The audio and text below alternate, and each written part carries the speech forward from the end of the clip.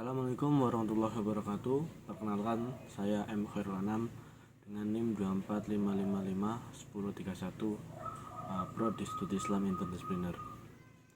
Di sini saya akan membuat video dari tugas matkul filologi dan manuskrip. Tugasnya adalah mencari naskah kuno atau manuskrip di Indonesia atau di wilayah tertentu lah. Nah, saya udah menemukan salah satu manuskrip yang terdapat di Museum Sono Budoyo. Minggu lalu saya ke Museum Sono Budoyo. Saya masuk dan muter-muter menemukan naskah kuno yang saya cari. Di situ saya menemukan naskah atau kitab takrib. Nanti di akhir video saya berikan dokumen hasil saya kunjung ke museum tersebut.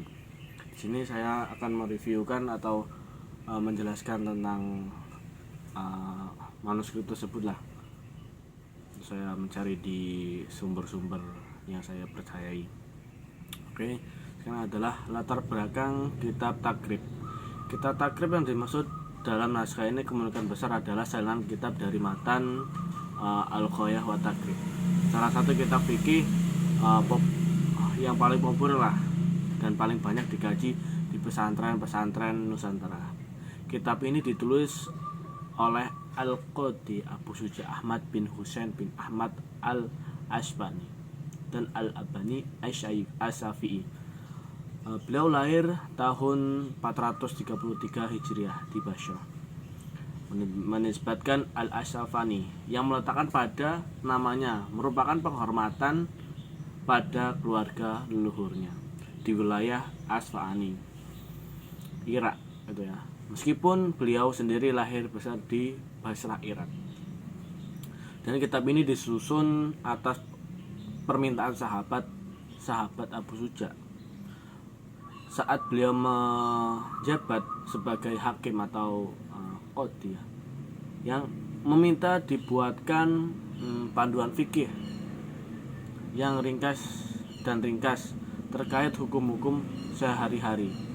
Abu Suja sendiri menuturkan bahwa ia meminta menyusun ringkasan fikih bermadzhab Syafi'i tersebut ya, yang sangat ringkas dan sederhana, terbagi dari bagian-bagian yang banyak agar mudah dipahami dan dipelajari dan dihafal. Terus populitas dan kedudukannya. Kitab Matan At-Takrib populer diterbitkan di Aleppo, Suriah pada tahun 1320 Masehi.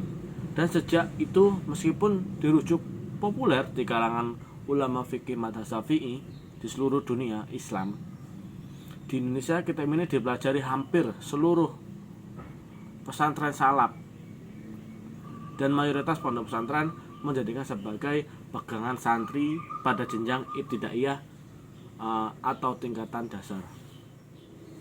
Menariknya, seorang guru besar fikih dari Universitas Damaskus ya bahkan menyebutkan kitab ini sebagai salah satu kitab terbaik dalam kitab madhab Syafi'i, baik dari segi cara pengajiannya maupun isian kandungannya. Meskipun ukurannya kecil namun mencakup semua bab fikih. Terus cakupan isi, jadi kitab takrib tersebut membahas fikih secara sistematis, dimulai dari toharoh, sholat, puasa, zakat, haji, jual beli, muamalah, pernikahan, dan lain-lain tersebut sampai hingga mawaris. Semua ditulis dengan gaya bahasa ringkas dan padat. Inilah sejalan dengan apa yang terlihat pada tokoh naskah. Bagian yang tampak memuat pembuatan seputaran talak yang memang merupakan salah satu bab dalam struktur kitab aslinya, bab pernikahan dan perceraian. Terus fungsi sosial keagamaan pesantren. Kedudukan kitab fikih semacam ini sangat sentral dalam pendidikan pesantren. Ilmu fikih mencakup tingkah laku atau perbuatan setiap orang yang sudah memukul tanggung jawab hukum atau kalap ya.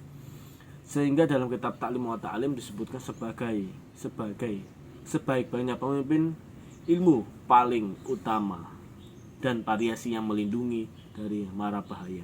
Inilah alasan mengapa label museum menyebutkan naskah ini menjadikan salah satu pegangan wajib bagi para santri. Terus tradisi pegon ciri khas di pesantren lah ya. Ini tidak asing lah dengan kayak seperti teks Arab itu ya, teks Arab, terus terjemahan berkata, terus ada makna gandul. Makna gandul itu makna yang kecil-kecil dalam kitab seperti kitab ya gitu, takrib juga ada kitab gandulnya ya. Ada yang kitab kosongan atau kitab gundul, disebut kitab gandul itu ya. Terus tinta merah itu bisa memberikan makna seperti kitab di salah satu kitab Ihya ya tersebut ya. Di kitab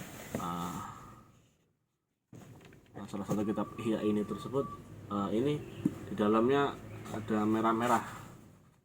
Jadi itu adalah di bab-bab lah, bab-bab tertentu. Misalnya kita bab awal itu. Terus nilai sebagai arsitek sejarah.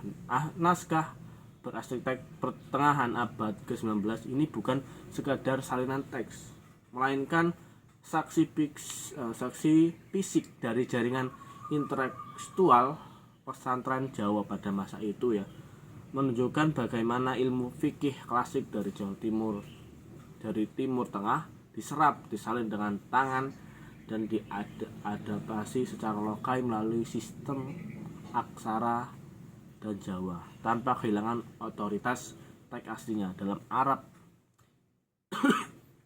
Ini adalah bentuk akulturasi keilmuan yang khas Islam di Nusantara. Nanti saya akan tampilkan di akhir video ini, memberikan dokumentasi aku mengunjungi Museum Sono Budoyo.